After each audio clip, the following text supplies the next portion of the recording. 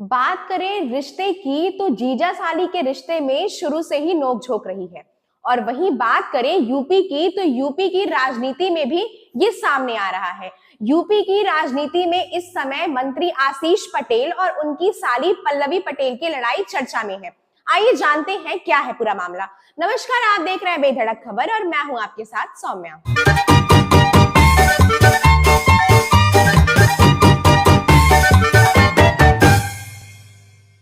सपा विधायक पल्लवी पटेल तकनीकी कॉलेजों में 177 लेक्चरर्स को डायरेक्ट प्रमोशन देकर हेड ऑफ डिपार्टमेंट बनाने में गड़बड़ी का आरोप लगा रही हैं। उनके निशाने पर विभाग के मंत्री और जीजा आशीष पटेल हैं। पल्लवी ने 25-25 लाख रुपए लेने का आरोप लगाया है। इस पर आशीष पटेल अपनी ही सरकार को घेर रहे हैं। वह कह रहे हैं कि पल्लवी पटेल को कोई और चाबी भर रहा है। उनके निशाने पर योगी सरकार के दो बड़े अफसर हैं। हालांकि 4 जनवरी को आशीष पटेल ने सीएम योगी से मुलाकात की। जीजा साली की लड़ाई अब व्यक्तिगत आरोप प्रत्यारोप तक जा पहुंची है। यह लड़ाई नहीं बल्कि 11 साल पहले शुरू हुई लड़ाई का हिस्सा है, जिसकी वजह से सोनेलाल पटेल की बनाई पार्टी अपना दल 2 हिस्से में बंट गई थी। यह लड़ाई यादव के बाद सबसे बड़े जातिगत वोट बैंक कुर्मी के लिए है। कुर्मियों की प्रदेश में 6% आबादी है। आइए जानते हैं परिवार की लड़ाई की मुख्य वजह क्या है। सोनेलाल पटेल का जन्म 2 जुलाई 1950 को कन्नौज के बगुली हाई गांव में कुर्मी परिवार में हुआ था। उन्होंने राजनीतिक सफर चौधरी चरण सिंह के साथ शुरू किया, फिर काशीराम के साथ गए और बसपा के संस्थापक सदस्य रहे।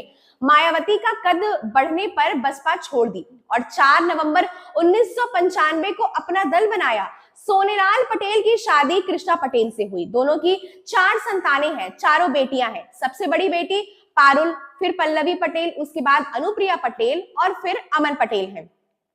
अनुप्रिया पटेल का विवाह आशीष पटेल से हुआ है। पल्लवी पटेल की शादी पंकज पटेल निरंजन से हुई है। अनुप्रिया ने अमन की शादी समीर से 2023 में कराई। इस शादी में पल्लवी पटेल और मां कृष्णा शामिल नहीं हुई। पारुल और अमन पटेल राजनीति से दूर रहते हैं। अनुप्रिया पटेल लगातार 3 बार से मोदी सरकार में मंत्री हैं, जबकि उनके पति आशीष पटेल अपना दल एस के कार्यकारी अध्यक्ष और योगी सरकार में कैबिनेट मंत्री। पल्लवी पटेल सपा से सिराथू से विधायक हैं, जबकि उनके पति अपना दल कामेरावादी के राष्ट्रीय महासचिव रहे हैं। 17 अक्टूबर 2009 को कानपुर के कंपनी बाग चौराहे के पास बेकाबू कार ने डॉक्टर सोनेलाल पटेल की कार में टक्कर मार दी। हादसे में सोनेलाल गंभीर रूप से घायल हो गए। डॉक्टर पटेल को अस्पताल में ले जाया गया, जहां उनकी मौत हो गई। सोनेलाल पटेल के निधन के बाद पार्टी की कमान उनकी पत्नी कृष्णा के हाथों में आ गई। उस समय पार्टी में अनुप्रिया पटेल ज्यादा सक्रिय थी, इसीलिए उन्हें पार्टी का राष्ट्रीय सचिव का पद मिल गया। 2012 के विधानसभा चुनाव में अपना दल और भाजपा से गठबंधन हुआ। 2 सीटें मिली। वाराणसी की रोहनिया सीट से अनुप्रिया पटेल लड़ी और जीत गई। 2014 में लोकसभा चुनाव में विधायक रहते अनुप्रिया पटेल मिर्जापुर से सांसद बनी। मिर्जापुर लोकसभा सीट से कृष्णा पटेल चुनाव लड़ना चाहती थी, लेकिन अनुप्रिया पटेल के आगे उन्हें झुकना पड़ा। यहाँ से माँ बेटी में अनबन शुरू हो गई। अनुप्रिया पटेल के सांसद बनने के बाद उनका और उनके पति का पद पार्टी में बढ़ने लगा। इससे माँ कृष्णा पटेल असहज होने लगी। वह हर हाल में चाहती थी कि आशीष को रोक दिया जाए। अनुप्रिया अपनी छोड़ी सीट रोहनिया से पति आशीष पटेल को उपचुनाव लड़वाना चाहती थी, लेकिन मां और पार्टी की राष्ट्रीय अध्यक्ष कृष्णा पटेल अड़ गई। वह नहीं चाहती थी कि आशीष का पार्टी में कद और बढ़े। कृष्णा पटेल ने खुद रोहनिया से उपचुनाव लड़ने के लिए सबको तैयार किया। हालांकि वह उपचुनाव हार गई। उन्होंने हार की वजह अनुप्रिया पटेल को माना, भीतरघात का आरोप भी लगाया। उसके लिए दोनों के बीच जो है वो घाई और चौड़ी हो गई। अनुप्रिया पटेल से चिढ़ने के बाद मां कृष्णा पटेल का झुकाव पल्लवी की तरफ ज्यादा हो गया। पल्लवी भी पार्टी में अपना कद बढ़ाने लगी। कृष्णा पटेल सार्वजनिक तौर पर कहने लगी कि आशीष पटेल उनके पारिवारिक मामलों में अनुचित रूप से दखल देते हैं। परिवार में पार्टी पर कब्जे को लेकर तनाव बढ़ता गया। एक तरफ मां कृष्णा और पल्लवी पटेल तो दूसरी तरफ अनुप्रिया पटेल और उनके पति आशीष पटेल थे।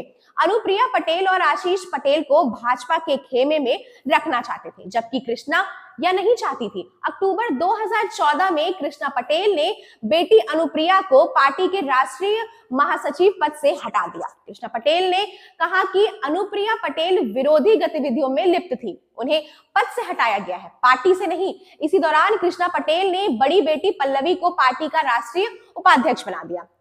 यह बात अनुप्रिया को अच्छी नहीं लगी, यहीं से दोनों बहनों में विवाद ज्यादा बढ़ गया। अनुप्रिया और उनके पति आशीष पटेल ने वर्ष 2016 में अपनी अलग पार्टी अपना दल एस का गठन किया। कृष्णा पटेल ने भी अपना दल कामेरावादी नाम से एक नई पार्टी का गठन कर लिया।